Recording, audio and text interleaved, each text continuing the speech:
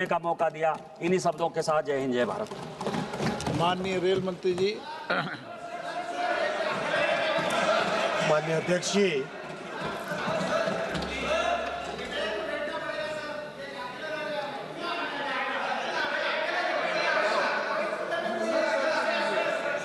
माननीय अध्यक्ष जी, रेलवे की डिमांड फॉर ग्रांट्स पर बहुत ही सार्थक चर्चा हुई। कल से करीब 200 मान्यवर सांसदों ने इस चर्चा में भाग लिया। मैं सबसे पहले आपको धन्यवाद देना चाहूंगा मान्यवर अध्यक्ष। 210 से ज़्यादा 210 से ज़्यादा मान्यवर सांसदों ने इस चर्चा में भाग लिया। इसके लिए मैं सबसे पहले आपको धन्यवाद देना चाहूँगा मान्यवर अध्यक्ष जी। आपने एक ऐसा ऐतिहासिक काम किया है जो लोकतंत्र की परंपरा में एक मील का पत्थर साबित होगा। आपने लोकतंत्र को मजबूत किया है और सभी मान्यवर सांसद जो कि एक मान्यवर सांसद 15 लाख से लेकर 35 लाख भारत के नागरिकों को रिप्रेजेंट करते हैं, उन सभी मान्यवर सांसदों को मैं धन्यवाद देना चाहूँगा कि आपने सबने अपने अपने क्षेत्र की बात को रखा और एक सार्थक चर्चा में भाग लिया। आज की इस चर्चा का मुख्य बिंदु ये रहा जो कल से कई मान्यवर सांसदों ने अपने अपने क्षेत्र में जो काम हुआ है उसके बारे में चर्चा की। माननीय प्रधानमंत्री जी को धन्यवाद दिया और जो काम और चाहते हैं उसकी उन्होंने डिमांड की। अच्छे लोकतंत्र में और एक अच्छी परफॉर्मिंग सरकार है जहां पे माननीय प्रधानमंत्री जी ने राजनीति को एक नया मोड़ दिया है, एक नया रूप दिया है। पॉलिटिक्स ऑफ परफॉर्मेंस पे लेके आए हैं, पॉलिटिक्स ऑफ वोट बैंक से हटाकर पॉलिटिक्स ऑफ परफॉर्मेंस पे लेके आए। ये उसका बहुत अच्छा एक उदाहरण है कि पिछले 2 दिनों से इस चर्चा में सभी मान्यवर सांसद अपने अपने क्षेत्र में कुछ न जो काम हुआ है उसके बारे में वो रख पाए विषय।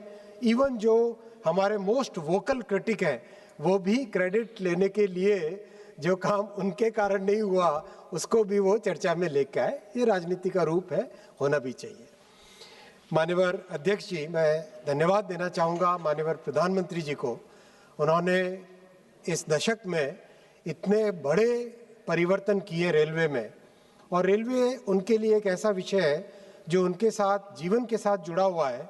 माननीय प्रधानमंत्री जी के बाल्यकाल से जुड़ा हुआ है, बहुत भावनात्मक संबंध है उनका। ऐसे विषय के साथ माननीय प्रधानमंत्री जी जो कि बिल्कुल हर बारीकी को समझते हैं, उन्होंने इन 10 वर्षों में रेलवे के हर आयाम पे काम किया है, रेलवे के हर पॉइंट पे उन्होंने ध्यान दिया है और इसका लाभ देश को मिला है, इसका लाभ रेलवे को मिला है। आज जब बजट पे रेलवे के डिमांड फॉर ग्रांट्स पे चर्चा हो रही है तब मैं सबसे पहले माननीय प्रधानमंत्री जी को धन्यवाद देना चाहूँगा कि आज से 10 वर्ष पहले उन्होंने एक ऐसा निर्णय लिया जिसका लाभ रेलवे को आज भी मिल रहा है और भविष्य में भी मिलेगा। रेलवे बजट को जनरल बजट में जब मिलाया, जब मर्ज किया तो उसके 3 बड़े फायदे हुए। सबसे बड़ा फायदा हुआ कि रेलवे को अपने प्रोजेक्ट्स के लिए जितना यथेष्ट फंड अब मिलने लगा। पहले मात्र 24-25 हज़ार करोड़ और कभी मैक्सिमम मिला तो 30 हज़ार करोड़ रुपए मिलते थे, आज 2,72,000 करोड़ रुपए मिल रहे हैं। वो इसीलिए संभव हो पाया क्योंकि माननीय प्रधानमंत्री जी ने एक दूरदर्शी निर्णय लिया रेलवे बजट को जनरल बजट में मिलाने का।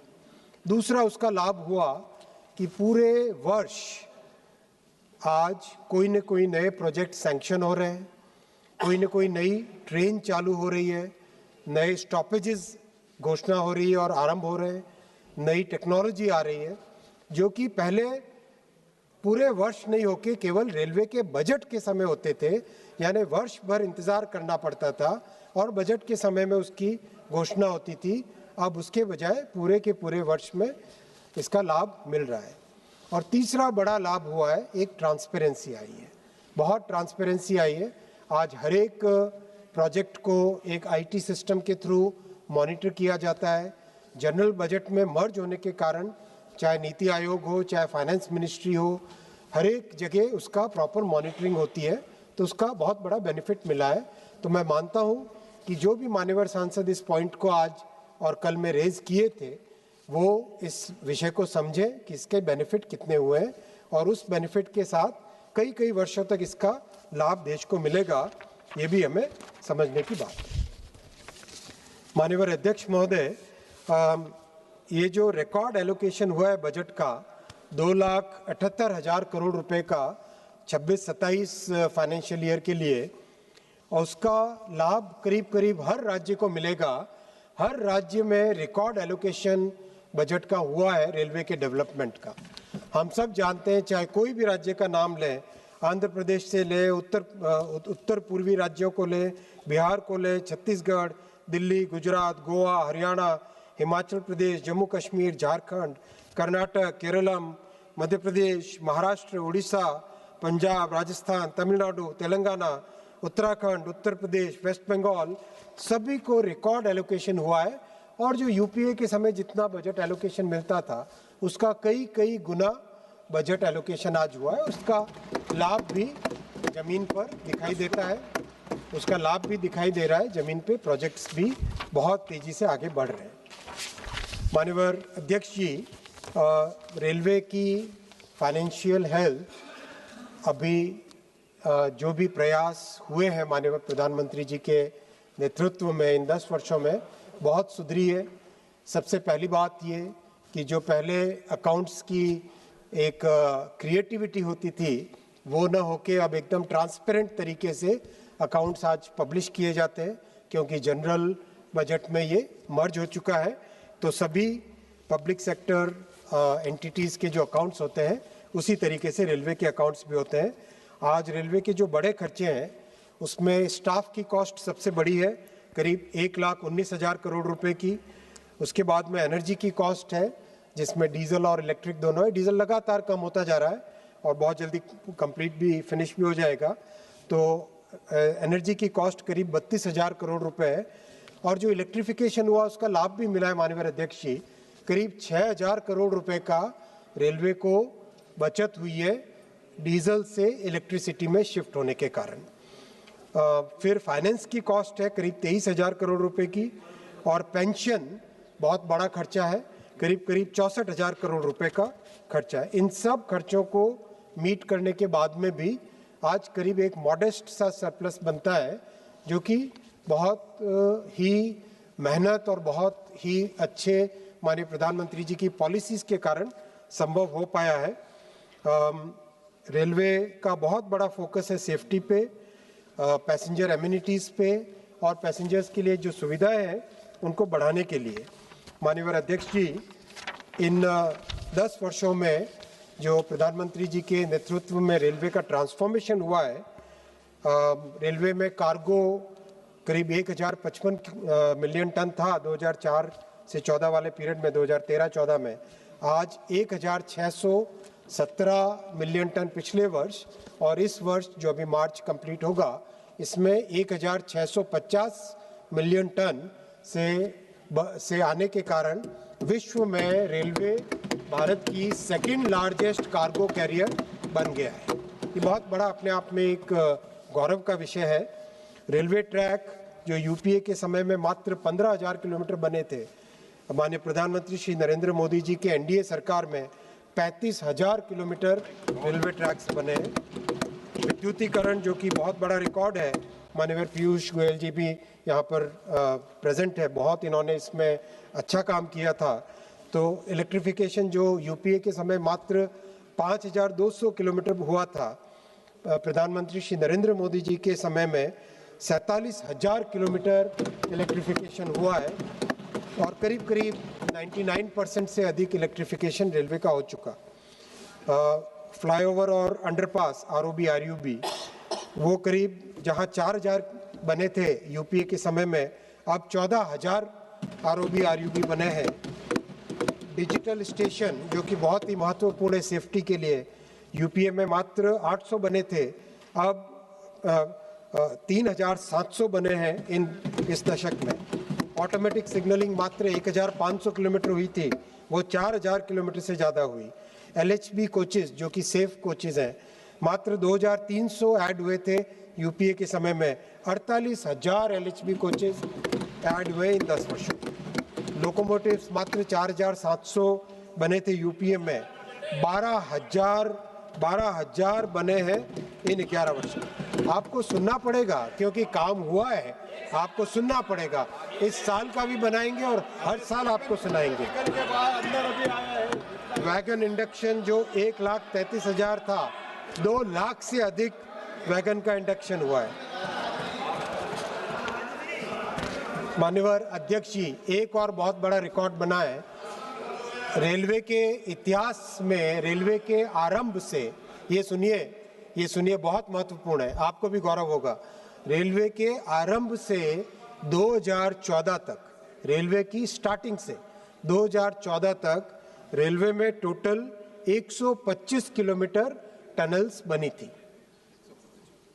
2015 के बाद में, 2014-15 की शुरुआत से 486 किलोमीटर, 486 किलोमीटर टनल्स बनी है। अभी एक माननीय सांसद पूर्वोत्तर राज्य के बता रहे थे कैसे टनल्स बना के कनेक्टिविटी लेके गए, वैसे ही जम्मू कश्मीर के सांसद भी बता रहे थे। टनल्स, ब्रिजेस को लेके ही ये कनेक्टिविटी संभव हो पाई है, और ये काम संभव हो पाया है क्योंकि प्रधानमंत्री श्री नरेंद्र मोदी जी का दृढ़ संकल्प है रेलवे को विकसित रेलवे बनाने का। माननीय अध्यक्ष जी, कई ऐसे प्रोजेक्ट जो वर्षों से पेंडिंग थे वो कंप्लीट हुए हैं। चेनाब और अंजी के ब्रिज से कश्मीर की वैली देश से जुड़ी, जिसका बहुत लाभ हुआ। हम सब ने देखा जब बहुत ही कठिन एटमॉस्फेरिक कंडीशंस थी, जब सब जगह स्नोफॉल था या लैंडस्लाइड्स थे, वहाँ पर रेलवे के माध्यम से ही कश्मीर से देश में लोग, भारत के साथ जो कनेक्टिविटी रही, सब जगह से लोग जा सके कश्मीर वैली में। सेब का यातायात ट्रांसपोर्टेशन हो पाया, साथ ही साथ सीमेंट, रॉड, कई चीज़ों का ट्रांसपोर्टेशन रेलवे से ही हो पाया। इसी तरह से ईस्टर्न डेडिकेटेड फ्रेट कॉरिडोर भी कंप्लीट हुआ। एक मान्यवर सांसद पूछ रहे थे कि क्यों कंप्लीट नहीं हुआ था, उनको मैं बताना चाहूँगा कि 2014 से पहले फ्रेट कॉरिडोर मात्र 0 किलोमीटर हुआ था, 0। आज 2,800 किलोमीटर कंप्लीट हो चुका है, और आज 480 ट्रेन लगातार डेली फ्रेट कॉरिडोर पे चल रही है। इसी तरह से अहमदाबाद से मुंबई बुलेट ट्रेन 350 किलोमीटर से अधिक कंप्लीट हो चुकी है। स्टेशंस की बात भी कई जगह आई, कई मान्यवर सांसदों ने कहा स्टेशन के बारे में, मैं विस्तृत में बताऊंगा। 180 कंप्लीट हो चुके हैं, 500 करीब कंप्लीट होने की परिस्थिति में आ चुके हैं ऑलरेडी। बहुत तेजी से काम चल रहा है। कवच में भी 3,000 किलोमीटर कंप्लीट हो चुके हैं और 20,000 किलोमीटर पे काम तेजी से चल रहा है। स्पीड में ट्रैक्स का अपग्रेडेशन बहुत बड़ी मात्रा में हुआ है।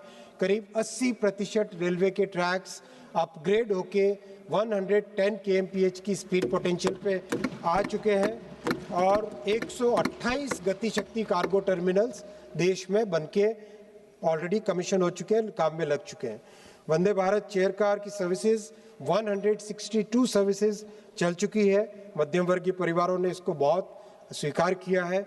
अमृत भारत ट्रेन्स, जो कि गरीब से गरीब व्यक्ति के लिए बहुत अच्छी सर्विस है, 60 सर्विसेज चल चुकी है देश में।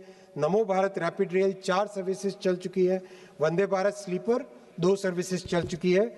हाइड्रोजन ट्रेन का डेवलपमेंट हो चुका है कंप्लीट, जो कि विश्व की सबसे पावरफुल हाइड्रोजन ट्रेन है, उसका डेवलपमेंट भी कंप्लीट हो चुका है। ये सब चीज़ें इस दशक में जो हुई है वो माननीय प्रधानमंत्री जी के बहुत ही दूरदर्शी नेतृत्व के कारण ही संभव हो पाई है। माननीय अध्यक्ष जी, भारत का रेलवे ट्रैक का लेंथ अब बढ़ के 1,37,000 किलोमीटर 522 किलोमीटर हो चुका है, जो कि लगातार हर वर्ष बढ़ रहा है। और 756 मेगा ब्रिजेस, 13,815 मेजर ब्रिजेस, एक तरीके से कई चीज़ों में नए रिकॉर्ड बन चुके हैं इस वर्ष में। वैगन्स की संख्या बढ़ के 3,46,000 हो गई है। हम सब हमेशा न्यूज़ में पढ़ते थे कि पावर प्लांट में इतने दिन का कोयला बचा है, ये पावर क्राइसिस आ गया। अब वो सब चीज़ें समाप्त हो चुकी है। अब हर एक पावर प्लांट में जितना कोल सेव करके, जितना कोल स्टोरेज करके रखना चाहते हैं उतना सफिशिएंट है। वैगन्स की संख्या रिकॉर्ड संख्या पे पहुंच चुकी है, 3,86,000, और कोचेस की संख्या भी रिकॉर्ड संख्या पे पहुंच चुकी है। 98,000 कोचेस भारत की रेलवे में नेटवर्क में आ चुके हैं।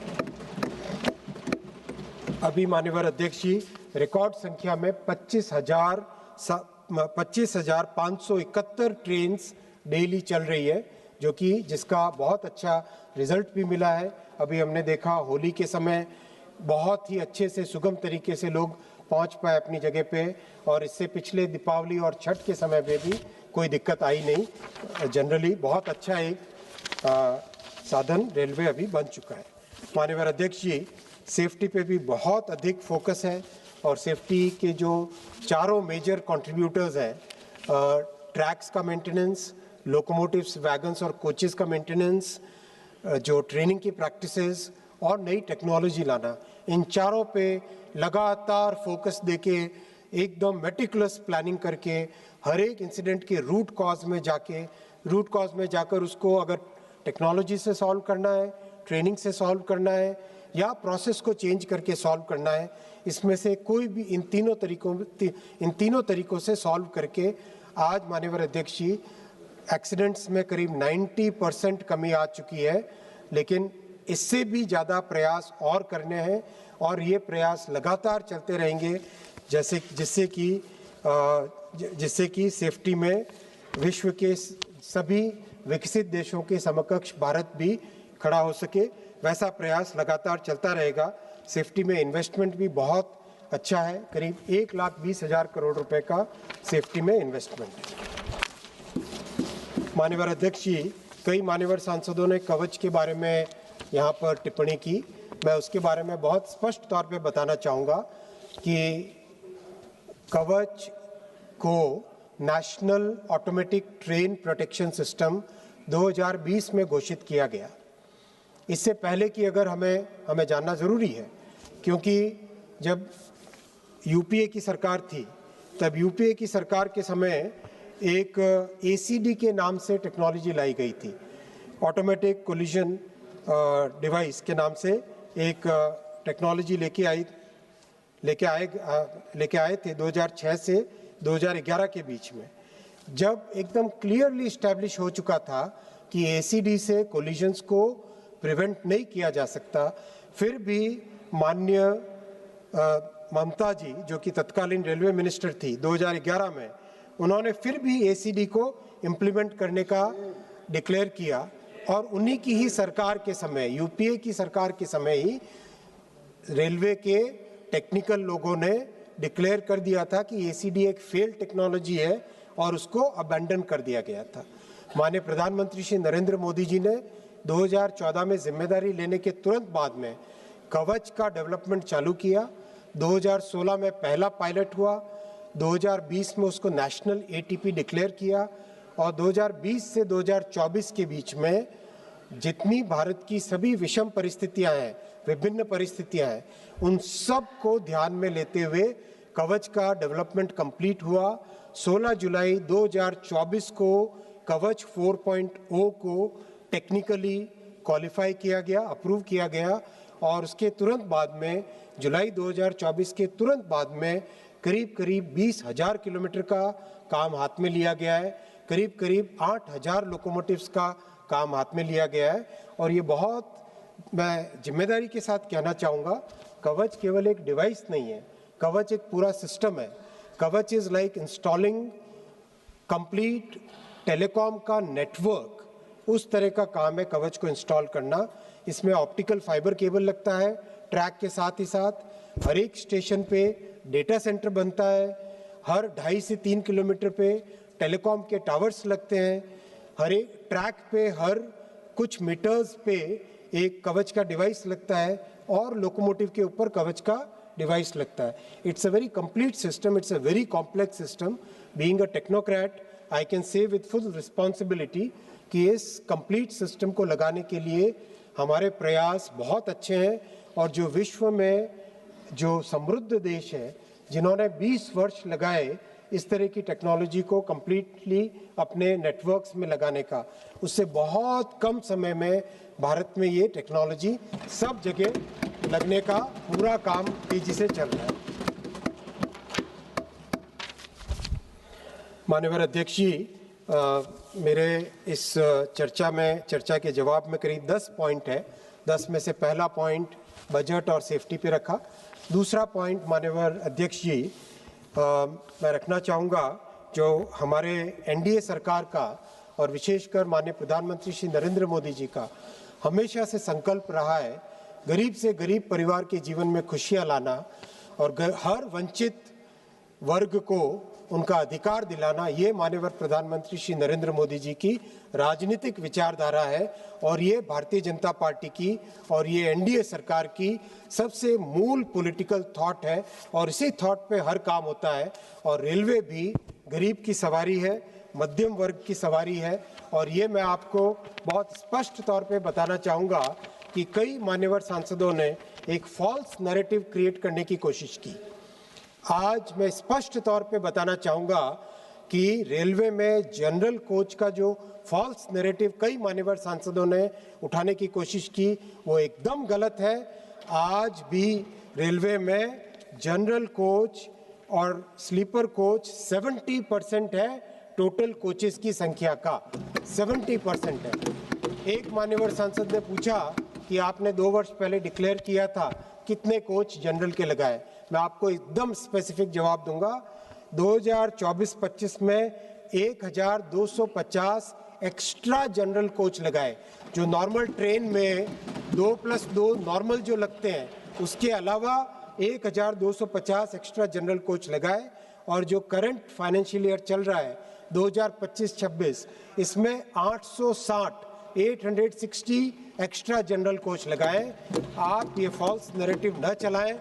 हमारी प्रतिबद्धता गरीबों के प्रति है और ये हर कार्यक्रम में दिखाई देता है, चाहे उज्ज्वला हो, चाहे हर घर अनाज पहुंचाना हो, चाहे टॉयलेट का कंस्ट्रक्शन हो, चाहे पक्के मकानों का कंस्ट्रक्शन हो, चाहे 80 करोड़ परिवारों का।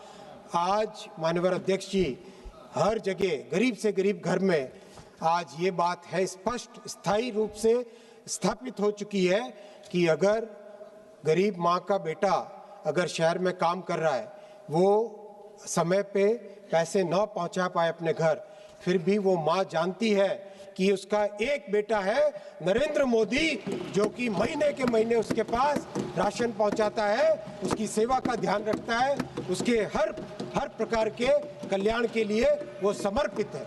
वही रेलवे में भी माननीय प्रधानमंत्री श्री नरेंद्र मोदी जी का समर्पण है गरीब के लिए, मध्यम वर्ग के लिए।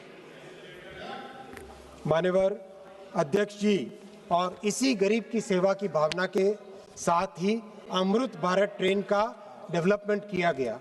अमृत भारत ट्रेन एकदम मॉडर्न ट्रेन है। एब्सोल्युटली जो फैसिलिटीज, जो टेक्नोलॉजी वंदे भारत ट्रेन में है, वही टेक्नोलॉजी अमृत भारत के ट्रेन्स में है।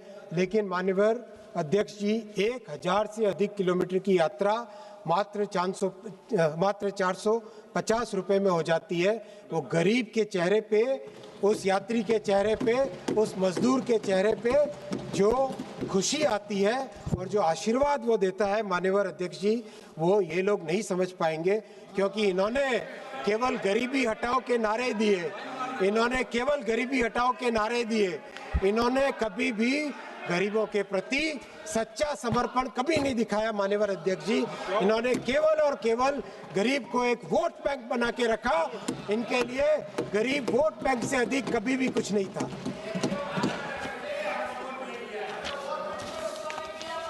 मान्यवर अध्यक्ष जी, इसके साथ ही साथ आज मैं आपके सामने ये भी रखना चाहूँगा, आपके समक्ष ये भी रखना चाहूँगा कि अभी 60 सर्विसेज जो अमृत भारत की चल रही है, उसके साथ ही साथ 133 अमृत भारत ट्रेन्स का मैन्युफैक्चरिंग ऑलरेडी चल रहा है, जो देश के हर गरीब परिवार के लिए बहुत बड़ा वरदान साबित होगा।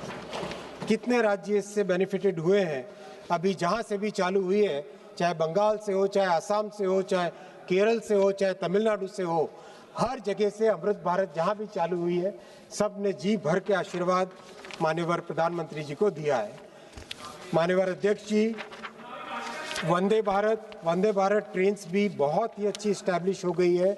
आज हर एक मान्यवर सांसद जब भी मिलते हैं, चाहे यहाँ पे अपने भाषण में कभी-कभी वो विरोध करते हैं, चाहे उसका क्रिटिसिज्म करते हैं, लेकिन जब मिलते हैं तब उनको चाहिए वंदे भारत ट्रेन। डिमांड वही करते हैं। तो कभी कथनी एक और करनी एक, तो क्या करें। लेकिन वो कहते हैं ना, एक वो शेर है ना कि वो कत्ल भी करे तो चर्चा नहीं होती, हम आप भी भरे तो हो जाते हैं बदनाम। माननीय अध्यक्ष जी, ये विपक्ष का ऐसा ही रवैया है। अच्छा है, ऐसा ही रवैया हमेशा बना रहे और अपने स्थान पे कायम रहे तो अच्छा है। माननीय अध्यक्ष जी, साथ ही साथ वंदे भारत स्लीपर भी स्टार्ट हो गई है, और जो अभी तक जितना फीडबैक आया है, पहली ट्रेन हावड़ा से असम के बीच में, गुवाहाटी के बीच में चली है, मैं डेली उसका फीडबैक लेता हूँ पैसेंजर्स से। माननीय अध्यक्ष जी, बहुत ही सेटिस्फेक्शन के साथ कहना चाहूँगा कि उस ट्रेन की टेक्नोलॉजी तो हम सब ने देखी होगी। जब हमने टेस्टिंग के दौरान 3 ग्लास पानी के रखे और उसके ऊपर 1 ग्लास और पानी का रखा, और गाड़ी 180 की स्पीड पे दौड़ रही थी, 3 ग्लास पानी के, उसके ऊपर 1 और ग्लास पानी का, लेकिन ना तो पानी हिलता है न ग्लास गिरती है, ट्रेन 180 की स्पीड से दौड़ती है। ये एक मान्यवर सांसद जो आज अभी नहीं है यहाँ पर, टीएमसी के मान्यवर सांसद कह रहे थे ना कि जापान में जब जाते हैं पानी का ग्लास हिलता नहीं है, वो शायद भारत में ट्रैवल नहीं करते ट्रेन से, इसीलिए उनको पता नहीं है। लेकिन अगर वो भारत में भी ट्रैवल करते, वो वैसे एलिटिस्ट हैं, लेकिन वो अपने आप को राजनीति करने के लिए गरीबों की बात करते हैं, है उनका एलिटिस्ट रूप ही है केवल। तो वो ट्रेन भी बहुत अच्छी सक्सेसफुल हो गई है। 50 और ट्रेन का मैन्युफैक्चरिंग हो रहा है। साथ ही साथ 238 ट्रेन मुंबई के लिए फुली डोर क्लोजिंग की एक मान्यवर सांसद ने उठाया, तब विषय फुली डोर क्लोजिंग वाली 238 ट्रेनों का निर्माण कार्य आरंभ हो रहा है।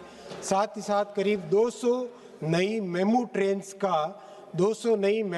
का भी उसका नया नाम इंटरसिटी देंगे, क्योंकि मेमू तो एक टेक्निकल नाम है, main line electrical multiple unit, क्योंकि वो 2 शहरों को जोड़ने वाली ट्रेन है, शॉर्ट डिस्टेंस कम्यूटर ट्रेन है, ग्लोबली उसको कम्यूटर ट्रेन बोलते हैं, उसको इंटरसिटी के नाम से जाना जाएगा।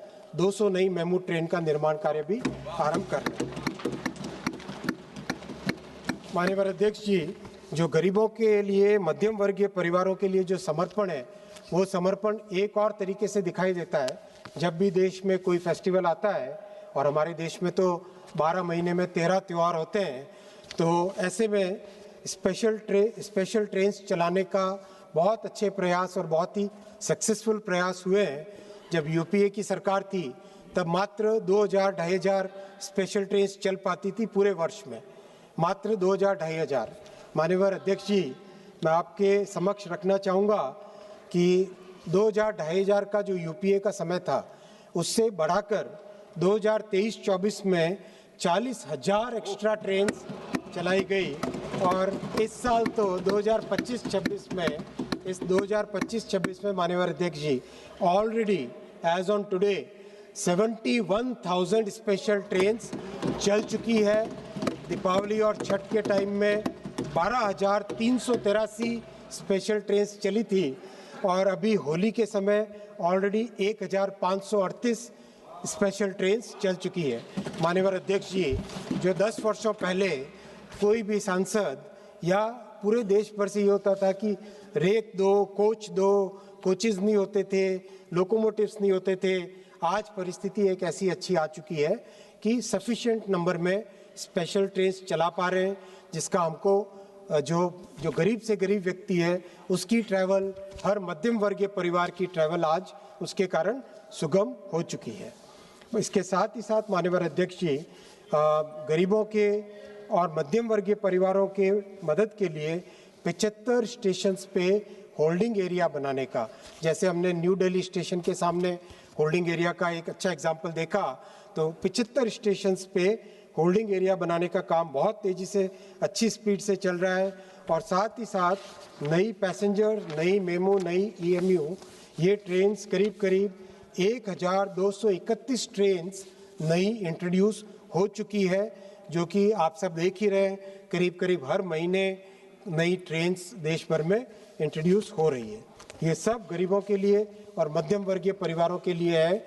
और सबसे बड़ी बात मैं रखना चाहूँगा कि भारत में जो गरीबों के लिए, मध्यम वर्गीय परिवारों के लिए ट्रैवल अफोर्डेबल रहे, इसके लिए माननीय प्रधानमंत्री श्री नरेंद्र मोदी जी रेलवे के पैसेंजर्स को 60,000 करोड़ रुपए की सब्सिडी आज दे रहे हैं। 60,000 करोड़ रुपए की सब्सिडी दे रहे हैं। एक मान्यवर सांसद महोदय ने पूछा था कि मुंबई की इनकम का, तो मैं उनको जानकारी देना चाहूँगा।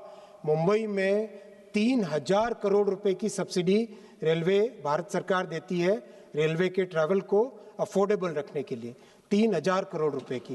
देश भर में 60,000 करोड़ रुपए की सब्सिडी दी जाती है, जो कि बहुत बड़ा कंसेशन है। करीब 45% कंसेशन हर एक यात्री को मिल रहा है। और ये बहुत ही बड़ा, हमारे जो पड़ोसी देश हैं पाकिस्तान, बांग्लादेश और श्रीलंका, उससे भी सस्ती भारत की टिकट्स हैं, जबकि भारत की रेलवे बहुत अच्छी क्वालिटी की हो चुकी है। अगर हम यूरोप और जापान से कंपेयर करें तो यूरोप और जापान में भारत से 20 गुना अधिक रेलवे के टिकट्स हैं। और आज जो भारत की वंदे भारत ट्रेन्स हैं, अमृत भारत ट्रेन्स हैं, और उसकी स्पीड भी वो कंपेरेबल है यूरोप से और इस तरह से। और अब आने वाले समय में जापान से भी बुलेट ट्रेन की कंपेरेबल हो जाएगी। तो माननीय अध्यक्ष जी, ये दूसरा विषय था कि रेलवे गरीब की सवारी है, मध्यम वर्ग की सवारी है और गरीबों के लिए समर्पित है, मध्यम वर्गों के लिए समर्पित है। माननीय अध्यक्ष जी, मैं तीसरे विषय पे आऊँगा। आज कई मान्यवर सांसदों ने रेलवे में नौकरी का विषय उठाया। मैं बताना चाहूँगा कि इन 10 वर्षों में 5 लाख नौकरियां दी है प्रधानमंत्री श्री नरेंद्र मोदी जी ने। रेलवे में 5 लाख नौकरियां दी है और अभी 1,43,000 नौकरियां अभी दी जा रही है माननीय अध्यक्ष जी।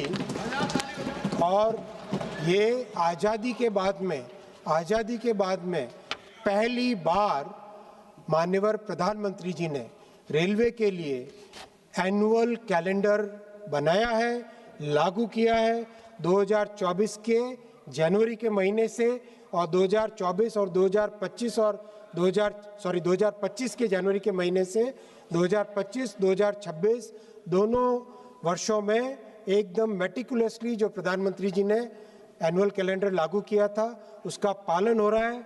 और आज 150 शहर में 15 भाषा में 3,60,00,000 कैंडिडेट्स एकदम ट्रांसपेरेंट तरीके से रेलवे की परीक्षाओं में भाग ले रहे हैं।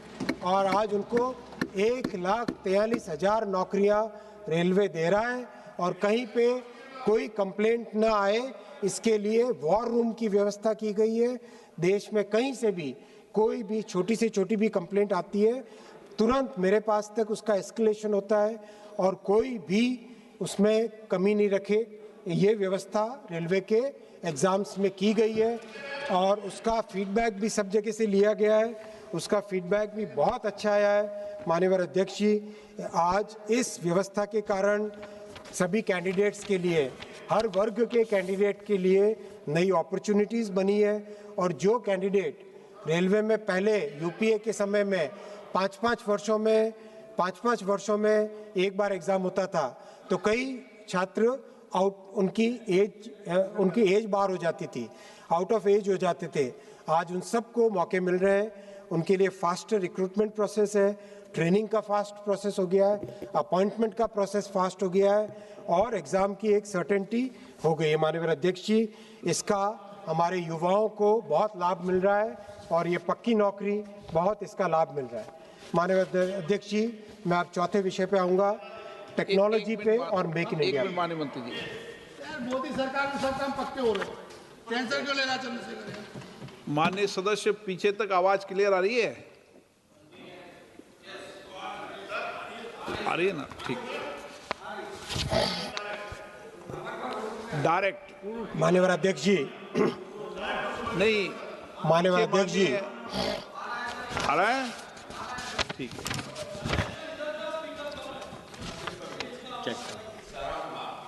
पीछे ओके। माननीय अध्यक्ष जी, आरंभ करो। माननीय अध्यक्ष जी, मैं चौथे विषय पे आऊँगा, टेक्नोलॉजी और मेक इन इंडिया पे। टेक्नोलॉजी और मेक इन इंडिया का बहुत अच्छा प्रभाव है।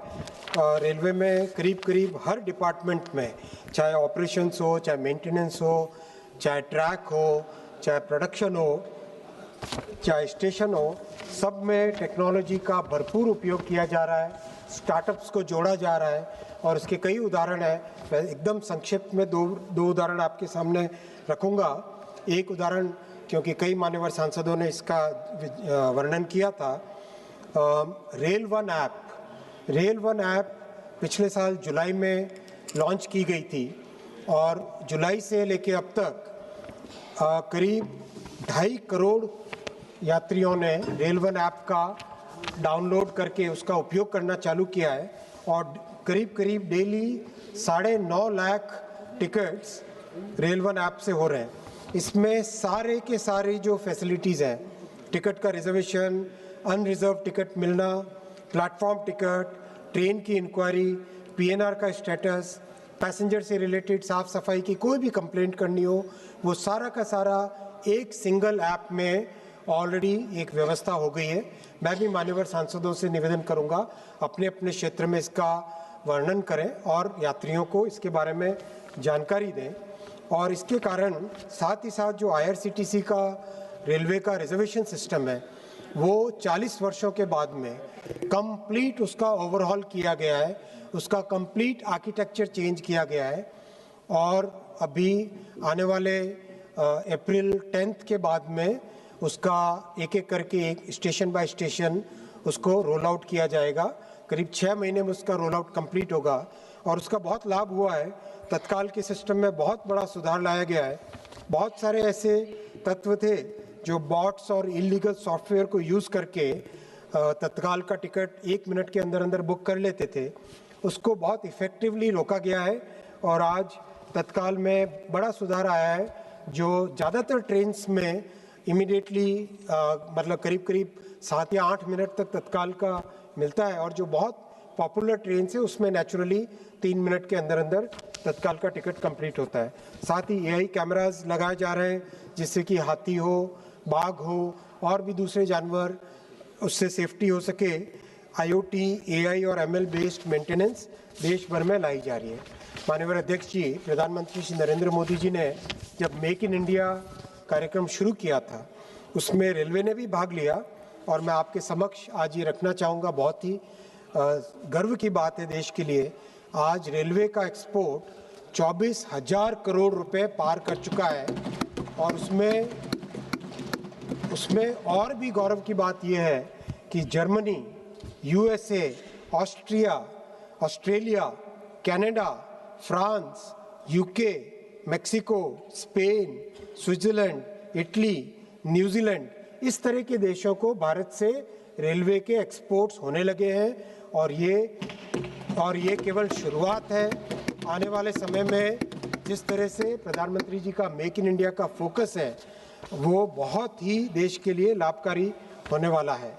माननीय अध्यक्ष जी, मैं 5वें विषय पे आऊँगा, स्टेशन के बारे में। कई मान्यवर सांसदों ने ये प्रश्न उठाया कि रेलवे के स्टेशन का डेवलपमेंट और तेज कैसे किया जाए। मैं धन्यवाद देना चाहूँगा आपके सुझावों के लिए, लेकिन मैं ये भी बताना चाहूँगा कि विश्व में इतना बड़ा रेलवे का नव निर्माण का कार्य आज तक कहीं पर नहीं हुआ है और ये प्रधानमंत्री जी का ही दूरदर्शी नेतृत्व है कि 1300 स्टेशंस के नव निर्माण का काम उन्होंने हाथ में लिया है। 180 स्टेशन बन चुके हैं, कंप्लीट हो चुके हैं। करीब 500 स्टेशन ऐसे हैं जो कंप्लीशन के स्टेज पे आ चुके हैं और बहुत तेज़ी से काम चल रहा है। माननीय अध्यक्ष जी, सभी मान्यवर सांसद बहुत ही सम्मानित हैं, बहुत अच्छे विद्वान हैं। सभी समझते हैं कि रेलवे में ऑपरेशन जब यानी ट्रेन चल रही है, जब ट्रैफिक चल रहा होता है, उस टाइम में सेफ्टी का बहुत ध्यान रखना होता है। विश्व में बाकी जो देश हैं वहाँ पर जब भी रेलवे के स्टेशन का पुनर्निर्माण का काम हाथ में लेते हैं तो ट्रैफिक को एकदम बंद कर देते हैं। कई ऐसे एग्जाम्पल्स हैं जिसमें 8-8 वर्षों तक रेलवे स्टेशन को बंद रखा गया जब उसका पुनर्निर्माण किया गया। ये 1300 स्टेशंस की रीडेवलपमेंट का काम टोटल 6 वर्षों का है। इसमें 2 वर्ष करीब 2.5 वर्ष हुए हैं अभी तक, और इसमें बहुत तेज़ी से काम चल रहा है। सेफ्टी का ध्यान रखा जा रहा है, बहुत प्राइमरी फोकस है सेफ्टी का ध्यान रखा जाए ताकि किसी भी पैसेंजर को या किसी को भी आने जाने वाले व्यक्ति को इसमें कोई हानि ना हो। ये सब ध्यान रखते हुए काम किया जा रहा है और इसमें बहुत ही अच्छी प्रोग्रेस है। एक मान्यवर सांसद ने प्रयागराज की बात कही, उन्होंने कहा कि कई प्रधानमंत्री आए। मैं उनको पूछना चाहूँगा कि अगर इतने प्रधानमंत्री आए तो क्यों किसी प्रधानमंत्री ने, कांग्रेस के किसी प्रधानमंत्री ने प्रयागराज स्टेशन का नवनिर्माण करने का काम हाथ में नहीं लिया? क्या उनके पास कोई जवाब है? ये प्रधानमंत्री श्री नरेंद्र मोदी जी ने ही ये काम हाथ में लिया, ऐसा क्यों? हमारे टीएमसी के सांसद महोदय अभी सब जा चुके हैं, उनको जवाब सुनने का तो हिम्मत भी नहीं है, क्योंकि उन्हें क्या मतलब है डेवलपमेंट से, वो तो विकास के विरोधी हैं। वो तो एक ऐसी पार्टी है जो बंगाल के विरोध में और पब्लिक के विरोध में और विकास के विरोध में उनकी सारी राजनीति रहती है। मैं भी उनको भी बताना चाहूँगा कि बंगाल में करीब 40 स्टेशन हैं जो कंप्लीशन के लेवल पे आ चुके हैं। 9 स्टेशन कंप्लीट हो चुके हैं, 40 ऐसे हैं जो कि कंप्लीशन के लेवल पे आ चुके हैं। और उनके टीएमसी की जब नेत्री जब रेल मंत्री थी, केवल घोषणाएं करते थे, केवल पेंट लगा देते थे, और आज प्रधानमंत्री श्री नरेंद्र मोदी जी पुनर्निर्माण कर रहे हैं स्टेशन का, अगले 50 वर्षों के हिसाब से नवनिर्माण कर रहे हैं। माननीय अध्यक्ष जी, साथ ही साथ स्टेशंस का एक और बहुत बड़ा काम हाथ में लिया है। 48 सिटीज़ ऐसी हैं जहाँ पे बहुत डिमांड रहती है, वहाँ पर कैपेसिटी बढ़ाने का काम हाथ में लिया है और इसमें एडिशनल प्लेटफॉर्म्स बनाना, स्टेबलिंग लाइंस बनाना, पिट लाइन बनाना, नए कोचिंग टर्मिनल्स बनाना और कई तरह का इंफ्रास्ट्रक्चर का काम हाथ में लिया है, जिसका रिजल्ट आने वाले वर्षों में बहुत अच्छा दिखाई देगा। और इसका प्रयास भी बहुत अच्छा है। मैं डिटेल में सारा एक्सप्लेन न करने के बजाय, अगर आपकी अनुमति हो तो ये सारे विषय मैं टेबल पे रखूंगा, जिससे कि रिकॉर्ड में रहे किस तरह से मुंबई, पुणे और कई राज्यों में, कई देशों में, कई शहरों में इसका काम तेज़ी से चल रहा है। माननीय अध्यक्ष जी, ये इतने बड़े बड़े काम जब माननीय प्रधानमंत्री जी ने हाथ में लिए हैं और काम इतने तेज़ी से चल रहे हैं, फिर भी माननीय सांसदों का स्वाभाविक है, उनका ये रहेगा कि और तेज करिए काम। लेकिन मैं इतना ही कहना चाहूँगा, जैसा किसी एक शायर ने कहा है, जब से मैं चला मेरी मंजिल पर नज़र है, जब से मैं चला मेरी मंजिल पर नज़र है, इन आँखों ने कभी मील का पत्थर नहीं देखा।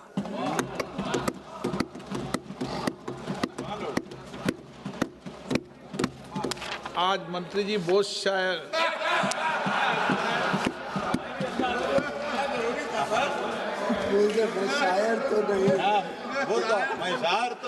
मैं तो मात्र एक टेक्नोक्रेट हूँ माननीय अध्यक्ष जी। शायरी तो ये सदन ने सिखा दी। माननीय अध्यक्ष जी, एक और विषय कई मान्यवर सांसदों ने यहाँ पे उठाया, वो मैं धन्यवाद देना चाहूँगा। बहुत अच्छा विषय उठाया। आज़ादी के बाद में पहली बार प्रधानमंत्री जी ने एक ऐसा मेथोडिकल तरीके से रेलवे के नेटवर्क को डेवलप करने का काम हाथ में लिया, जो प्रधानमंत्री गति शक्ति पोर्टल है, उस पोर्टल के माध्यम से, जिसमें देश भर के, पूरे देश के कंप्लीट उसका जियो मैप बनता है, जियो स्पेशल मैप है, उसमें कंप्लीट रेलवे नेटवर्क को मैप करके जहाँ से भी डिमांड आती है, शहर है, गांव है, इंडस्ट्री है, पावर प्लांट है, जहाँ से भी डिमांड आती है उसका पूरा एक साइंटिफिक तरीके से स्टडी की गई और 1.5 साल लगे उस स्टडी को करने में। उसको करने के बाद में बहुत सारे नए प्रोजेक्ट्स आइडेंटिफाई किए गए और उन प्रोजेक्ट्स में से लगातार कैबिनेट में अप्रूवल के लिए जा रहे हैं, जिससे कि देश में आने वाले 20-30 वर्षों के लिए अच्छी फाउंडेशन बन जाएगी और आने वाले 50 वर्षों के लिए उसका बेनिफिट मिलता रहेगा। अब तक अगर हम देखें 2014 के बाद में करीब 27,000 किलोमीटर के नए रेलवे प्रोजेक्ट सैंक्शन हुए हैं, जो कि 4,27,223 करोड़ रुपए के प्रोजेक्ट्स हैं। पूरी लिस्ट मैं सदन के टेबल पर रख लूँगा, उसको मैं डिटेल में नहीं पढ़ता यहाँ पर। माननीय अध्यक्ष जी, इसी तरह से उत्तर पूर्वी राज्यों में अष्टलक्ष्मी राज्यों में बहुत अच्छा डेवलपमेंट हुआ है। कई मान्यवर सांसदों ने इसका जिक्र भी किया। आज मिजोरम जुड़ चुका है रेलवे के नेटवर्क से। मिजोरम के माननीय मुख्यमंत्री जी जब भी आते हैं वो कई ऐसे एग्जाम्पल देते हैं। सीमेंट की कॉस्ट कम हो गई, हाईवे में जो कंजेशन होता था वो समाप्त होने को आया। हर तरीके से यात्रियों को, प्रदेश के निवासियों को सबका लाभ हुआ। मणिपुर की कनेक्टिविटी बहुत तेज़ी से काम चल रहा है, नागालैंड का भी बहुत तेज़ी से काम चल रहा है। मेघालय में कुछ समस्या है, माननीय मुख्यमंत्री जी से निवेदन भी किया है कि वो तैयार करें लोगों को, लेकिन काम चालू नहीं हो पाता है वहाँ पे। सिक्किम में भी बहुत तेज़ी से काम आगे चल रहा है और ओवरऑल देश के कोने कोने में जो काम चल रहा है वैसा ही काम नॉर्थ ईस्टर्न स्टेट में भी चल रहा है। माननीय अध्यक्ष जी, मैं छठे विषय पे आऊँगा। छठे विषय में हमारे देश की जो सांस्कृतिक विरासत है मैं उसका वर्णन करना चाहूँगा। किस तरह से भारत की सांस्कृतिक विरासत को कांग्रेस ने हमेशा भुला दिया था। एक तरीके से एक इन्फीरियोरिटी कॉम्प्लेक्स लाने का प्रयास रहता था। जो भी भारत का पर्व है, जो भी भारत की भाषा है या जो भी भारत की वेशभूषा है, उस पे कांग्रेस के समय में एक तरीके से एक हीन भावना से देखा जाता था। लेकिन जब से प्रधानमंत्री श्री नरेंद्र मोदी जी ने देश की जिम्मेदारी संभाली, उन्होंने सबसे पहले प्राथमिकता दी भारत की संस्कृति पे, भारत के त्योहारों पे, भारत के भाषाओं पे। और आज उसका परिणाम है कि हर डिपार्टमेंट, चाहे टूरिज्म डिपार्टमेंट हो, चाहे रेलवे डिपार्टमेंट हो, चाहे शिक्षा हो, हर एक डिपार्टमेंट में एक तरीके से एक बड़ा परिवर्तन आया है, जिससे कि भारत के प्रति जो पुरानी हीन भावना कांग्रेस ने रखने की असफल प्रयास था। मैकॉले के समय से कांग्रेस की ही भावना चली आ रही थी, वो प्रयास सफल हो नहीं पाए थे। उसको भी प्रधानमंत्री जी ने परिवर्तन करने का एक बहुत अच्छा काम हाथ में लिया है। उसी काम को आगे बढ़ाने के लिए आने वाले 2 वर्षों 3 वर्षों में जो बड़े कुंभ होने वाले हैं, नासिक में, उज्जैन में, हरिद्वार में, राजमुंद्री में और कुंभकोणम में, उन सब के लिए बहुत अच्छे प्रयास किए जा रहे हैं। बहुत करीब हर एक के डिटेल्ड व्यवस्था की गई है, सबके लिए मास्टर प्लान बनाए गए। जैसे नासिक है तो नासिक में नासिक रोड, देवलाली, ओढ़ा, खेरवाड़ी, कस्बे सुकेने, इन सब स्टेशंस के लिए विशेष प्रयत्न किए जा रहे हैं। 17 नए आरओ भी बन रहे हैं, 19 नए अंडरपासेस बन रहे हैं, कई जगह डबलिंग हो रही है, कई जगह ऑटोमेटिक सिग्नलिंग का काम हो रहा है। ओवरऑल बहुत सारा काम हो रहा है। वैसे ही उज्जैन के लिए Pingleshwar station, Vikramnagar station, Chintamani Ganesh, Naikhedi railway station, फिर उज्जैन फतेहाबाद चंद्रावतीगंज की डबलिंग, इंदौर और उज्जैन को मिलाकर एक सेंट्रल कंट्रोल सेंटर बनाना, इस तरह से बहुत सारे काम हाथ में लिए हैं। हरिद्वार के लिए भी, हरिद्वार के स्टेशन को, हरिद्वार की कैपेसिटी को उत्तराखंड से भी और उत्तर प्रदेश से भी कंप्लीट उसकी कनेक्टिविटी को आगे बढ़ाने का काम हाथ में लिया है। गोदावरी पुष्करम के लिए राजमुंद्री, गोदावरी, कोवूर, इन स्टेशंस पे बहुत सारा काम हाथ में लिया है। कुंभकोणम महामहम के लिए जो कि तमिलनाडु में है, उसके लिए भी बहुत सारे काम हाथ में लिए हैं। एक नया स्टेशन बनाया जा रहा है उसके लिए, तिरुनागेश्वरम, और कुंभकोणम स्टेशन के लिए भी बहुत सारे काम हाथ में लिए। तो एक तरीके से जितना प्रयास हो सके भारत की संस्कृति को, भारत के गौरव को, जो हमारा हजारों वर्षों का जो हमारा इतिहास है, जिस इतिहास को पहले मुगलों ने और उसके बाद में अंग्रेजों ने और उसके बाद में कांग्रेस ने जो जो जो जो जो भुलाने की कोशिश की, उसको फिर से रिवाइव करना और भारत फिर से वही समृद्ध देश बने, वही सशक्त देश बने और वही भारत माता की जय और भारत माता के जयकारे देश भर में लगे, वो दिन बहुत जल्दी आएगा। माननीय प्रधानमंत्री श्री नरेंद्र मोदी जी 2047 तक भारत को वही वैभव दिला के रहेंगे। ये संकल्प उन्होंने हाथ में लिया है और इसी संकल्प के लिए सभी हम काम कर रहे हैं। मैं 7वां विषय आऊँगा, थोड़ा कड़वा विषय है माननीय अध्यक्ष जी, क्योंकि कई सांसदों ने ये आरोप लगाया, जवाब देना जरूरी है और जिनको जवाब सुनना था उनमें से आधे तो घर हाउस छोड़ के जा चुके हैं और जैसे आगे परिस्थितियाँ आने वाली है, शायद वो परमानेंटली भी यहाँ से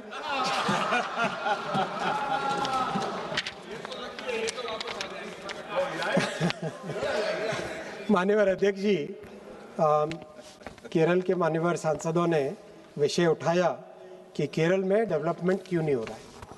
मैं उनसे कहना चाहूँगा कि वो केरल की सरकार को पूछे, और केवल आज की सरकार को नहीं, केरल में एक प्रथा रही है, एक बार कांग्रेस एक बार लेफ्ट, एक बार कांग्रेस एक बार लेफ्ट।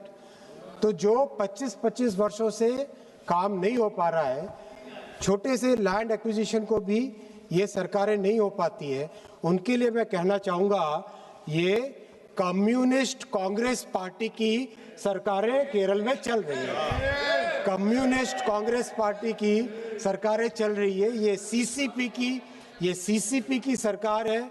उन दोनों पार्टियों के बीच में एक गठजोड़ है, एक अंडरस्टैंडिंग है कि डेवलपमेंट नहीं होने देना है, डेवलपमेंट बिल्कुल नहीं होने देना है। और मैं आंकड़ों के साथ कहूँगा, हमको 476 हेक्टेयर लैंड चाहिए, बहुत ज़्यादा लैंड नहीं है, 476 हेक्टेयर लैंड चाहिए रेलवे के प्रोजेक्ट्स के लिए। मात्र 65 हेक्टेयर लैंड, 14% लैंड एक्वायर किए। और उसके बाद में प्रश्न पूछते हैं यहाँ पर कि रेलवे के प्रोजेक्ट्स क्यों नहीं होते। भाई, रेलवे के प्रोजेक्ट्स करने के लिए हमारा फेडरल स्ट्रक्चर है, संविधान है, संविधान के तहत जमीन, land is a state subject, so you have to provide the land, you have to help the central government in acquiring land, then only the railway projects can be taken forward. और उसमें आप क्यों नहीं मदद करते। भारत सरकार की तरफ प्रधानमंत्री श्री नरेंद्र मोदी जी ने रिकॉर्ड बजट दिया है, लेकिन आप भी एक कदम आगे बढ़ाएं, तभी जाके कुछ काम हो पाएगा। एक और एग्जांपल मैं देना चाहूँगा, 106 फ्लाईओवर्स आरओबी आरयूबी करीब 15 साल से अधिक पेंडिंग पड़े हैं, जिसमें कांग्रेस की सरकारें भी थी, कभी परमिशन नहीं देते, कभी उसका अलाइनमेंट अप्रूव नहीं करते, कभी उसके लिए लैंड एक्विजिशन नहीं करवाते। अध्यक्ष जी, is this the way Congress and left will keep the people of Kerala away from development? And then they ask the question, I request through you honourable speaker sir that the state governments, the current state government and the past state governments of Kerala, they have to be held accountable for the anti-development work, anti-development attitude they have shown. And same is the case in Tamil Nadu. Same is the case in Tamil Nadu. In Tamil Nadu, out of the 4,326 hectare land which is required for railway projects, only 24% land has been acquired by the state government. And then they say that why the railway projects are not being done. Railway projects can be done only when the state government, only when the state government acquires land. Honorable Speaker sir, I'll give very specific example. Tindivanam Tiruvannamalai new line, 71 kilometers, out of 276 hectare land, only 33 hectare land has been acquired. You are partner there. Attiputtu Puttur new line, out of 189 hectare, 0 hectare land acquired, 0.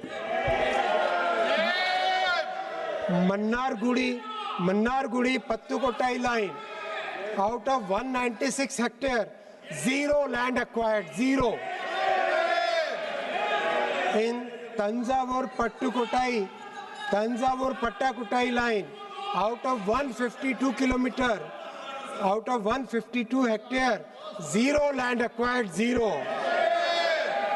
Honorable Chairman, Honorable Speaker, sir, if this is the attitude of the government of Tamil Nadu and the government of Kerala, then how the people will get justice? That is my question to the honorable MPs who were trying to raise this point. I'll now come to West Bengal, and I wish the TMC MPs would have been present here. Honorable Speaker, sir, I am giving facts. Honorable Speaker, sir, Honorable Speaker, sir, पश्चिम बंगाल के साथ बड़ा अन्याय किया है। उनके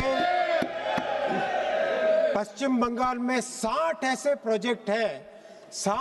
project है railway के, जो पश्चिम बंगाल की सरकार ने, विकास विरोधी सरकार ने उसको रोक के रखा है, उसको आगे नहीं आने देते, उसके लिए जमीन नहीं रहने देते, और वो घुसपैठियों के लिए मदद करते हैं तुम, घुसपैठियों के लिए मदद करते। माननीय अध्यक्ष जी, मैं आपको स्पेसिफिक एग्जांपल दूंगा। एक मान्यवर सांसद जो अभी उपस्थित नहीं है, सौगतदा, उन्होंने कहा कि कोलकाता की मेट्रो का डेवलपमेंट क्यों नहीं हुआ। मैं उनको बताना चाहूंगा, 40 साल में 1972 से लेकर 2014 तक मात्र 28 किलोमीटर का काम किया तत्कालीन सभी सरकारों ने मिलकर। यह प्रधानमंत्री श्री नरेंद्र मोदी जी है जिन्होंने इन 11 वर्षों में 45 किलोमीटर का काम किया है कोलकाता की मेट्रो का, और उससे ज्यादा काम हो सकता था, लेकिन बेलघट्टा से एयरपोर्ट के सेक्शन पे चिंगड़ी घट्टा में 12 महीने हो गए, पूरा उसका डाइवर्जन रोड बनी हुई है। कलकत्ता की सरकार, वेस्ट बंगाल की विकास विरोधी सरकार उसके लिए परमिशन नहीं देती।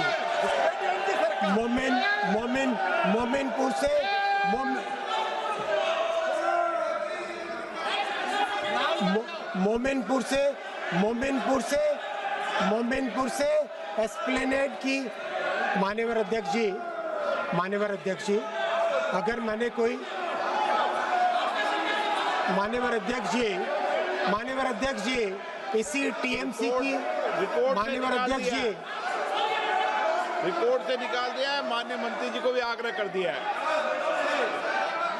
माननीय अध्यक्ष जी, रिपोर्ट से निकाल दिया है, माननीय मंत्री जी को भी आग्रह कर दिया है। माननीय अध्यक्ष जी, मैंने अगर कोई असंसदीय शब्द इस्तेमाल किया है तो कृपया उसे एक्सपंज कीजिएगा, लेकिन टीएमसी की महुआ मोइत्रा जी, माननीय अध्यक्ष जी, टीएमसी की महुआ मोइत्रा जी ने अपने मेडन भाषण में फासिज्म की व्याख्या की थी, तो वो आज मैं तो कहने में शर्म नहीं आनी चाहिए हमें।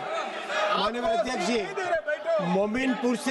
मोमिनपुर से एस्प्लेनेड 3.5 वर्षों से परमिशन नहीं है। बारानगर से बरकपुर एनओसी नहीं दिया है। न्यू बरकपुर से बारासात लैंड एक्विजिशन नहीं किया है।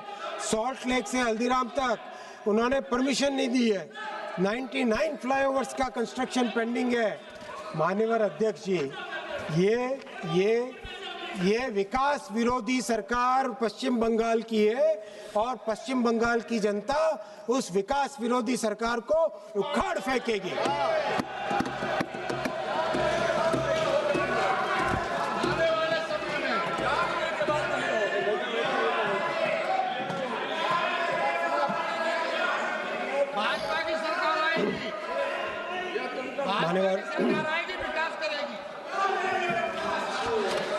मान्यवर, मैं 8वें विषय पे आता हूँ। आज का भारत एस्पिरेशनल देश है माननीय अध्यक्ष जी। इस देश में बहुत बड़ी आशाएं हैं और कई मान्यवर सांसदों ने पक्ष में, विपक्ष में, अपक्ष में सभी ने कई ऐसे उदाहरण दिए कि किस तरह से देश के रेलवे सिस्टम को डेवलप करने के लिए कई नए एग्जाम्पल्स दिए उन्होंने, और उनकी आशा भी है और देश की आशाएं भी मोदी जी से ही है, विपक्ष की आशाएं भी मोदी जी से ही है। तो ऐसे में मैं बताना चाहूँगा माननीय अध्यक्ष जी कि बुलेट ट्रेन की प्रोग्रेस के बारे में कई लोगों ने प्रश्न चिन्ह उठाए। मैं उसकी प्रोग्रेस का आपके सामने विवरण प्रस्तुत करना चाहूँगा और आपके माध्यम से सदन के सामने रखना चाहूँगा कि पहले प्रोजेक्ट जो कि अहमदाबाद से मुंबई का प्रोजेक्ट है, उसकी बहुत अच्छी प्रोग्रेस है।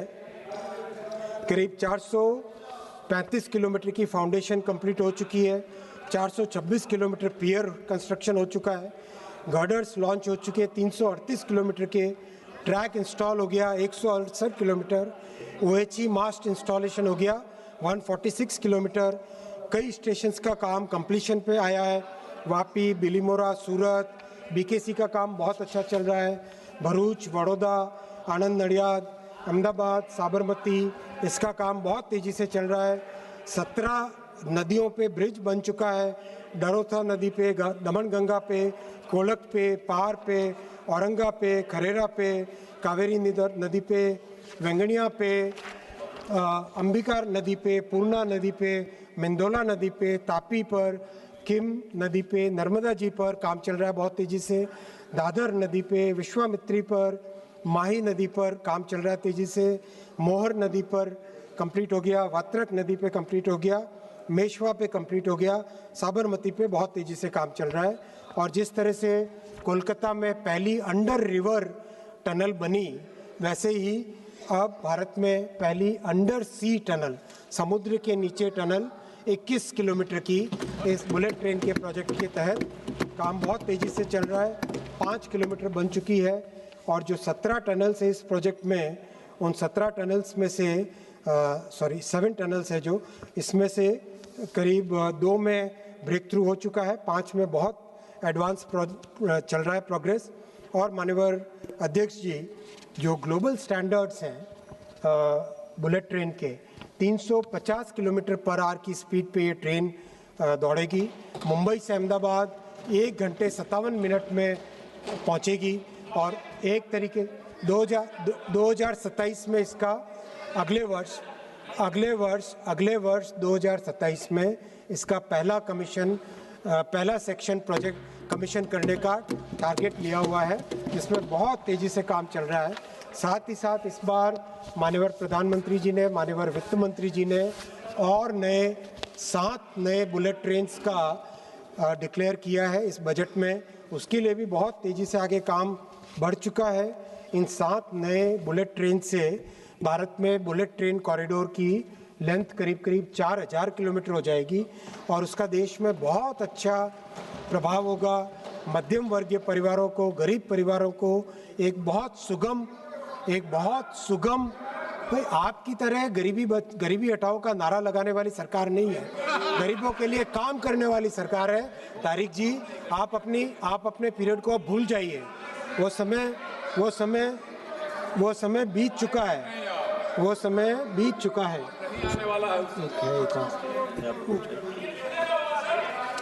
एक सेकंड, चलो, वो समय बीत चुका है। अब माननीय अध्यक्ष जी, ये जो कुछ लोगों ने ये नैरेटिव करने की कोशिश की कि बुलेट ट्रेन की कॉस्ट कितनी है, तो मैं बताना चाहूँगा बुलेट ट्रेन का ग्लोबल स्टैंडर्ड है 400 करोड़ रुपीस पर किलोमीटर, जो कि RRTS का और मेट्रो का भी करीब उतना ही आता है, 300 to 400 करोड़ रुपीस पर किलोमीटर। और भारत की जो बुलेट ट्रेन बन रही है वो भी उसी बेंचमार्क पे है, बल्कि उस बेंचमार्क में जबकि पहली बार ये प्रोजेक्ट बन रहा है तो भी इतना अच्छा इसमें ध्यान रखा गया है कॉस्ट पे कि पहले ही प्रोजेक्ट में ग्लोबल बेंचमार्क को अचीव कर रहे हैं। और जो नए प्रोजेक्ट होंगे उसमें दिल्ली से वाराणसी 3.5 घंटे में पहुंच जाएंगे। दिल्ली से वाराणसी 3.5 घंटे में पहुंच जाएंगे। दिल्ली से लखनऊ 2 घंटे में पहुंच जाएंगे। दिल्ली से लखनऊ 2 घंटे में पहुंच जाएंगे। वाराणसी से, अरे भाई 2 मिनट सुन लो, मैं आपका भी बता रहा हूँ, आपका भी बता रहा हूँ। वाराणसी से पटना 1 घंटे से कम समय में पहुंच जाएंगे। अध्यक्ष जी, मुंबई और पुणे प्रैक्टिकली दोनों मर्ज हो जाएंगे। 48 मिनट्स में मुंबई से पुणे की जर्नी होगी। 48 मिनट्स में मुंबई से पुणे। पुणे से हैदराबाद, माननीय अध्यक्ष जी, पुणे से मोदी जी की सरकार ही करेगी, आप वहीं बैठे रहोगे और हम लोग काम करते जाएंगे। आप चिंता मत करना, मोदी जी की सरकार ही ये सब काम करके देगी। माननीय अध्यक्ष जी, पुणे से हैदराबाद 2 घंटे की जर्नी रहेगी। पुणे से हैदराबाद 2 घंटे की, हैदराबाद से बेंगलुरु 2.5 घंटे की जर्नी हो जाएगी। और हैदराबाद से चेन्नई वाया अमरावती 3.5 घंटे की जर्नी हो जाएगी। और अध्यक्ष जी, अरे भाई हम ही करेंगे, हम ही करेंगे, आप नहीं करोगे, हम ही करेंगे। माननीय अध्यक्ष जी,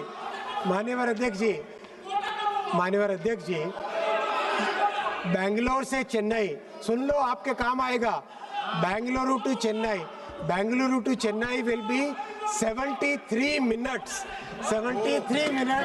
Bengaluru to Chennai, and this is the vision of Honorable Prime Minister Shri Narendra Modi ji, which could not be achieved in 70 years, that our Prime Minister is working on, so that our people can get the benefits which are seen in the entire world. माननीय अध्यक्ष जी, अब मैं 9वें विषय पे आता हूँ। बहुत सारे रिफॉर्म्स हाथ में लिए हैं, जिसका बेनिफिट मिलेगा।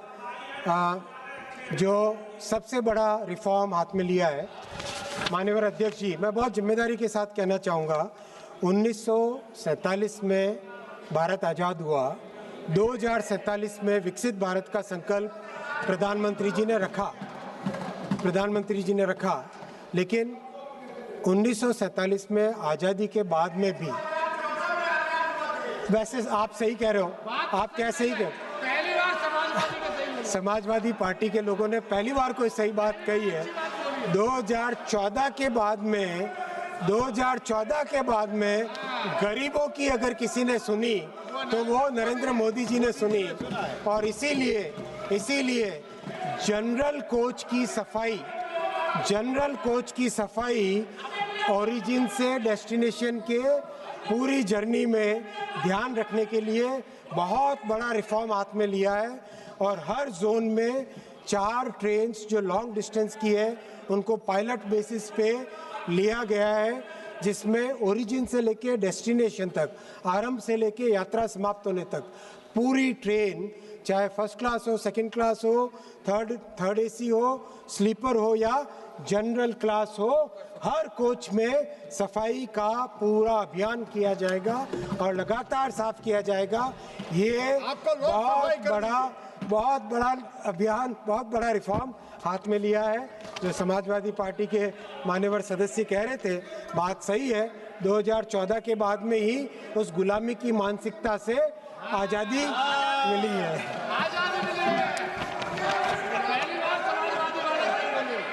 और आपका सफाई हो जाएगा, फिर से आपका सफाई हो जाएगा। माननीय अध्यक्ष जी, मैं अंतिम विषय पे आता हूँ। 10 माननीय, मैंने अटल जी के साथ काम किया है, मैं जानता हूँ उन्होंने देश के कितने बड़े परिवर्तन किए थे। माननीय अध्यक्ष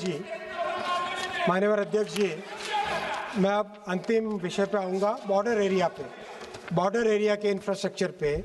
कांग्रेस के डिफेंस मिनिस्टर प्रसिद्ध हैं, जिन्होंने कहा था कि ऐसे रक्षा मंत्री थे विभूति, जिन्होंने कि ये कहा था कि बॉर्डर एरिया में कोई इंफ्रास्ट्रक्चर नहीं बनाना चाहिए, क्योंकि चीन के लोग उसके उपयोग करके आ जाएंगे। ये कांग्रेस की सोच थी। माननीय अध्यक्ष जी, जो मैं धन्यवाद देना चाहूँगा समाजवादी पार्टी के मान्यवर सांसद का, जिन्होंने कहा कि 2014 से भारत को उस गुलामी की मानसिकता से आज़ादी मिली। सही कहा इन्होंने। तो समाजवादी पार्टी की इसी बात का मैं समर्थन करता हूँ। ये इसीलिए माननीय अध्यक्ष जी, आज बॉर्डर एरिया में बहुत सारा रेलवे का काम तेजी से चल रहा है। हम सब ने देखा किस तरह से माननीय प्रधानमंत्री जी ने दुनिया भर में गौरव बढ़ाया भारत का, जब चेनाब के पुल पर भारत का तिरंगा लेकर वो चले, वो गौरवमयी क्षण इतिहास में दर्ज हो गया। और जब देश का जब कश्मीर की घाटी को भारत के रेलवे नेटवर्क से जोड़ा, वैसा ही एक बॉर्डर एरिया को रेलवे नेटवर्क के साथ जोड़ने का काम तेजी से चल रहा है। कई प्रोजेक्ट हाथ में लिए हैं, जैसे बारामूला से उरी बिल्कुल बॉर्डर तक पहुंचाने के लिए वो काम हाथ में लिया, उसकी डीपीआर बनी है। फिर काजीगुंड से बडगांव, इसका डबलिंग का काम हाथ में लिया है। फिर जम्मू राजौरी पूंछ से बारामूला तक का ये काम भी, इसका सर्वे काम चालू हुआ है। साथ ही साथ में आसाम में लंका से सिलचर न्यू लाइन का डीपीआर बन रहा है। डेकर गांव से न्यू सिलघट न्यू लाइन का काम डीपीआर बन चुकी है। अक्तौरी से डेकर गांव न्यू लाइन, इसका डीपीआर बन चुकी है। सलोना टू खुमताई न्यू लाइन का डीपीआर का काम चल रहा है। न्यू जलपाईगुड़ी से Kamakhya 3rd and 4th line, उसका काम का सर्वे चल रहा है। फिर भूटान के साथ कनेक्टिविटी के दोनों प्रोजेक्ट सैंक्शन हो गए। फिर शिवोक से रैंगपो का काम बहुत तेज़ी से चल रहा है। फिर मिज़ोरम की कनेक्टिविटी कंप्लीट हुई। मणिपुर का काम तेज़ी से चल रहा है। नागालैंड का काम तेज़ी से चल रहा है। फिर भूटान की कनेक्टिविटी के बारे में बताया मैंने। फिर राजस्थान में अनूपगढ़ से खाजूवाला जैसलमेर, ये नई लाइन बनाने का सर्वे का काम बहुत तेज़ी से चल रहा है बॉर्डर के साथ साथ। फिर आगे जैसलमेर से बाड़मेर से भीलड़ी, पूरा का पूरा बॉर्डर के साथ, पाकिस्तान के साथ जो हमारी सीमा है, उस सीमा का काम चल रहा है। फिर पंजाब, अरे भाई बैठो ना, फिर पंजाब और हिमाचल प्रदेश में भी नए प्रोजेक्ट हाथ में लिए। फिरोजपुर पट्टी की नई लाइन का काम चल रहा है। फिर गनौली से बद्दी, आप भी ताली बजा लो, आपके काम आएगी। गनौली से बद्दी का काम भी चल रहा है। फिर बेरी से मनाली से लेह का न्यू लाइन का डीपीआर भी बन रहा है। फिर पश्चिम बंगाल में एक बहुत ही इम्पोर्टेंट प्रोजेक्ट हाथ में लिया है, जो कि हमारा चिकन स्नैक एरिया है, उसमें अंडरग्राउंड 30 किलोमीटर का डबल ट्रैक रेलवे लाइन बनाने का, जिससे कि कभी भी देश पे कोई आपत्ति ना आ सके। ऐसा है माननीय प्रधानमंत्री श्री नरेंद्र मोदी जी का विजन, और ऐसे थे कांग्रेस के डिफेंस मिनिस्टर। इसीलिए बहुत स्पष्ट तौर पे ये सिद्ध हो चुका है माननीय अध्यक्ष जी कि मोदी जी ही इस देश के लिए जो अच्छा काम करना है, उन्हीं के द्वारा ही संभव है, और मोदी है तभी मुमकिन है। इसी तरह से गुजरात में बॉर्डर के साथ साथ देशलपाट से हाजीपीर लूना और वायोर से लखपत न्यू लाइन, और बिहार में और उत्तर प्रदेश में कंप्लीट नेपाल के बॉर्डर के साथ कंप्लीट इस लाइन को बना के कई जगह डबलिंग, कई सारे प्रोजेक्ट हमारे अध्यक्ष जी, नरकटियागंज, रक्सौल, सीतामढ़ी, दरभंगा, मुजफ्फरपुर डबलिंग, और माननीय जगदम्बिका पाल जी का प्रयास भी जो चलता है। खूब अच्छे प्रोजेक्ट इसमें तेज़ी से चल रहे हैं। तो माननीय अध्यक्ष जी, ये 10 विषय मैंने आपके सामने रखे। मैं धन्यवाद देना चाहूँगा। मैं धन्यवाद देना, बैठो ना, मैं माननीय अध्यक्ष जी, मैं धन्यवाद देना चाहूँगा उन 12.5 लाख कर्मचारियों को भी, जो कि चाहे दिवाली हो, छठ हो, होली हो, हर एक समय में, हर फेस्टिवल में अपने परिवारों से दूर रह के वो हमेशा काम में लगे रखते हैं। चाहे लोको पायलट्स हो, चाहे ट्रैकमैन हो, चाहे सिग्नलिंग के इंस्पेक्टर्स हो, चाहे पॉइंट्समैन हो, चाहे कंट्रोलर हो, चाहे स्टेशन मास्टर्स हो, हर एक कैटेगरी के लोग, चाहे अधिकारी हो चाहे कर्मचारी हो, जो देश में बहुत ही श्रद्धा के साथ, बहुत ही तन्मयता के साथ, बहुत ही मेहनत के साथ काम करते हैं। मैं निवेदन करूंगा विपक्ष से भी एक बार आप भी मिलके उनके लिए ताली बजा दीजिए। और जो कांग्रेस और डीएमके के सांसद नहीं बजा रहे हैं, उनको भी देश आज देख रहा है, और जो उनको भी देश आज देख रहा है कि आज कर्मचारियों के लिए भी उन्होंने तालियां नहीं बजाई। माननीय अध्यक्ष जी, मैं अंत में माननीय प्रधानमंत्री जी को धन्यवाद देना चाहूँगा। मैं तो एक सिंपल सा टेक्नोक्रेट हूँ, बहुत साधारण कार्यकर्ता हूँ। उन्होंने जो सेवा करने का मौका दिया, जैसे माननीय अध्यक्ष जी, जैसे प्रभु श्री राम ने जब पुल बनाया था तब कई लोगों ने उसमें पुल में काम किया। एक छोटी सी गिलहरी भी थी जिस गिलहरी ने अपना छोटा सा योगदान दिया। मैं तो अपने आप को जो विकसित भारत का जो पुल बन रहा है, जो विकसित भारत का, समृद्ध भारत का, एक सशक्त भारत का जो पुल बन रहा है, उसमें एक छोटी सी गिलहरी का रूप अदा कर रहा हूँ। और जो आप समय दे रहे हैं, जो आपने ये काम दिया, प्रधानमंत्री जी ने ये मौका दिया, इसके लिए मैं बहुत बहुत धन्यवाद देना चाहता हूँ। माननीय अध्यक्ष जी, आपका बहुत धन्यवाद। बहुत बढ़िया, बहुत सुंदर, बहुत सुंदर।